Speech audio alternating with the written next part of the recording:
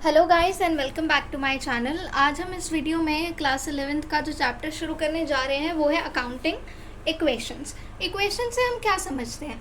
Equation का मतलब होता है कि हमें एक सिचुएशन है, ठीक है, उसकी क्या इक्वेशन बना के दिखानी होती है। जैसे मैथ्स में हम इक्वेशंस बनाते हैं ना, सिमिलरली एक पर्टिकुलर सिचुएशन या पर्टिकुलर ट्रांजैक्शंस की हम यहाँ पे इक्वेशंस बनाते हैं। किस बेसिस पे? We assume assets is equals to liabilities plus capital. पूरे चैप्टर में सिर्फ ये एक इक्वेशन यूज़ होनी है, that assets is equals to liabilities and capital. हमें सिचुएशन दी जाएगी, उसको हमें इस इक्वेशन में जो है बिठाना है, ठीक है। तो अगर हम आगे बात करें तो हम एक एग्जांपल लेते हैं। यहाँ पे आप देख रहे हो हमारे सामने एक बैलेंस शीट है इस टाइम पे, ठीक है, जिसमें कैपिटल दी हुई है 60,000, लाइबिलिटीज़ के अंदर क्रेडिटर्स और बैंक ओवरड्राफ्ट है 40,000। तो हमारी कैपिटल एंड लाइबिलिटीज़ इक्वल हो गई 1,00,000, और हमें एसेट्स से रखे हैं बहुत सारे, वो सारों का टोटल क्या है? 1,00,000 रुपीज़, ठीक है। अगर हम इसे इक्वेशन में रखें तो हम कैसे बोलेंगे? एसेट्स हो गए हमारे 1,00,000 के is equals to liabilities of ₹40,000 plus capital of 60,000।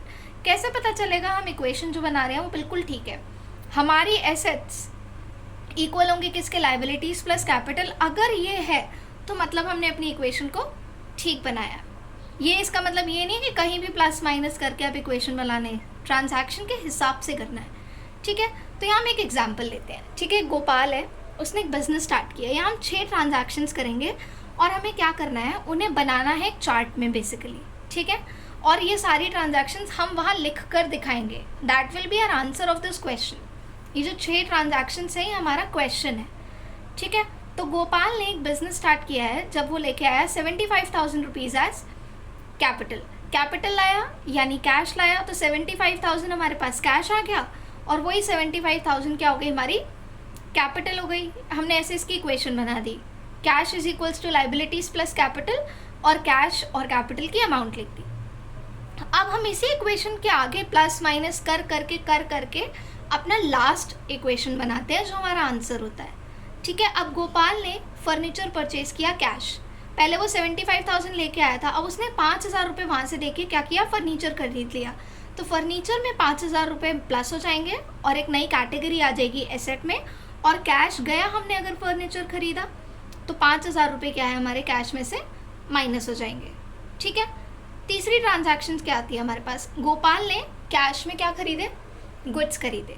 अब गोपाल ने गुड्स खरीदे हैं तो एक कैटेगरी बढ़ गई एसेट्स में गुड्स, और कैश में खरीदे हैं तो कैश में से 20,000 कम हो जाएगा। लाइबिलिटी और कैपिटल साइड में आप देख रहे हो अभी कोई ट्रांजैक्शन नहीं है तो वहाँ कोई इफेक्ट नहीं पड़ रहा है, और टोटल करोगे तो दोनों का अभी भी 75,000 है, बस वहीं पर प्लस और माइनस चल रहा है एसेट्स के अंदर, ठीक है। अगली ट्रांजैक्शन आती है, गोपाल ने गुड्स खरीदे हैं क्रेडिट में। अभी तक कैश में खरीदे थे तो हमारा कैश में प्लस या माइनस हो रहा था। अब क्रेडिट में खरीद रहे हैं तो हमारे कैश में कोई इफेक्ट नहीं आएगा। गुड्स खरीदे हैं तो गुड्स में 16,000 तो ऐड हो जाएगा, लेकिन अगर क्रेडिट में खरीदे हैं तो हमारी लाइबिलिटी बढ़ जाएगी एज इन क्रेडिटर्स। क्यों? क्योंकि हमने क्रेडिट पे खरीदे हैं, ठीक है।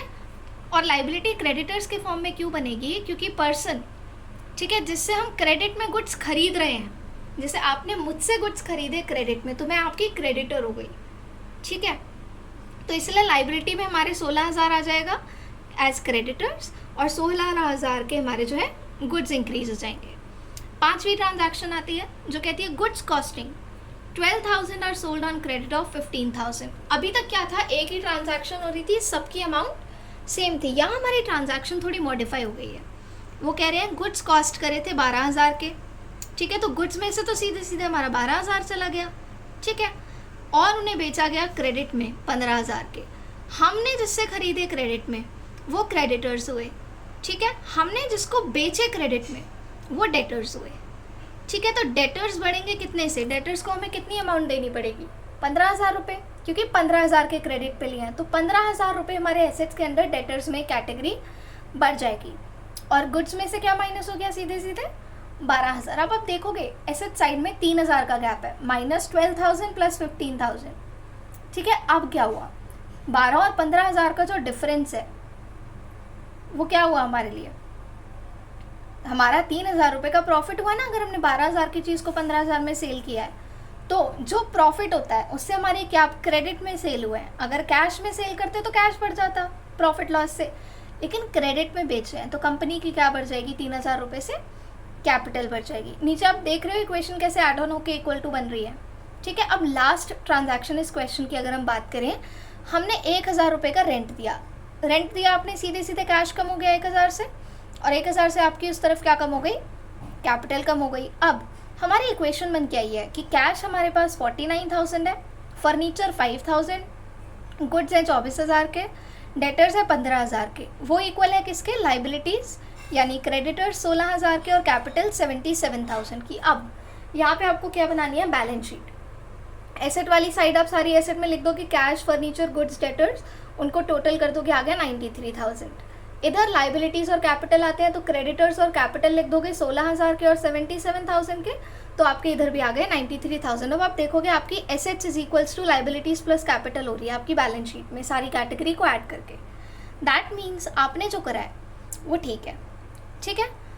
तो आगे हम इसके क्वेश्चंस अगली वीडियो में प्रैक्टिस करेंगे। मैं 2 से 3 क्वेश्चंस आपको करके जो है दिखा दूंगी उसमें, ठीक है। अभी के लिए इतना ही कॉन्सेप्ट क्लियर करने के लिए। अगर आपको वीडियो थोड़ी सी भी यूजफुल लगी है तो don't forget to give it a like, share and subscribe. Thank you so much for watching.